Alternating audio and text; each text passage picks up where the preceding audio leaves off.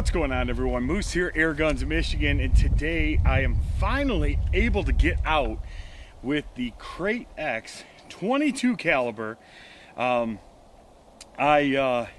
didn't really play around with anything. I just grabbed a few different slugs, and I ended up finding that these JSB knockouts, these are 217 35.39 grain slugs, are doing very, very well in this gun.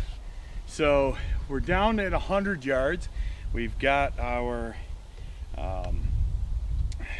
Tacticam spotting scope camera going, so we'll start that recording right now.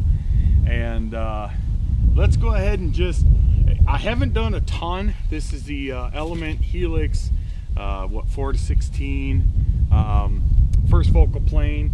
Other than that, it's 100% just a stock gun. I haven't done anything to it.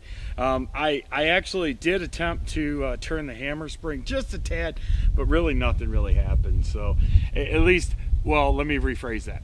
I tried to turn it in to see if I could get some quicker speeds, and it in fact did not. So I do have the chronograph going, so you guys will see that I am right around 1,040 feet per second.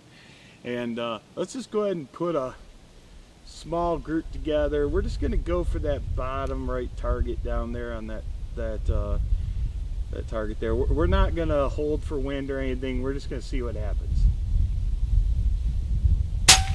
1,044. 1,035. 1,032. 1,035. 1,035. 1,032. 1,035. 1,032. 1,037. 1,035. I think that was it. Yep, that was it. So I'm a little more than a little impressed. Very accurate. Should have restarted the whole string, but honestly, that first one was 1,044, and then it kind of started settling in. I probably shot 10 mags through the gun. So, you know, I mean, it is what it is. You know, is there a little bit of reg creep? Maybe, just because that first one seemed to be about 9 feet per second faster than what I would say is kind of like the other end of the spectrum. But that's not necessarily unheard of. I mean, that happens in a few guns. But I'm not making excuses. I'm just saying, you know, it's not unheard of to have some reg creep. You know, so by the time I obviously I'm tethered, by the time I set up the cameras and stuff, I would say that probably 10 minutes elapsed. But then we had 1035, 1032, 1035, 1035, 1032, 1035, 1032, 1037, and 1035. That is freaking impressive, if you ask me. If we take out that one, I mean, what are we talking? We're talking an extreme spread of like freaking nothing. Like, I mean, just silliness. We'll obviously do a little bit more, you know, going forward and stuff, but you know, I mean, to me, that's pretty impressive. Let's see here. Let's see here. But yeah, I mean, overall, I'm really quite impressed, to be honest with you. I think this is a definite shooter. I think my buddy Jesse is really going to enjoy shooting this. I will say this. Okay, so let's go back to something else. I did end up swapping my cocking lever to the other side. It's a very simple process. I'm going to shoot a video on how to do that. It is very, very simple. I did not change the safety, even though that would have been very simple as well. I did not do that either.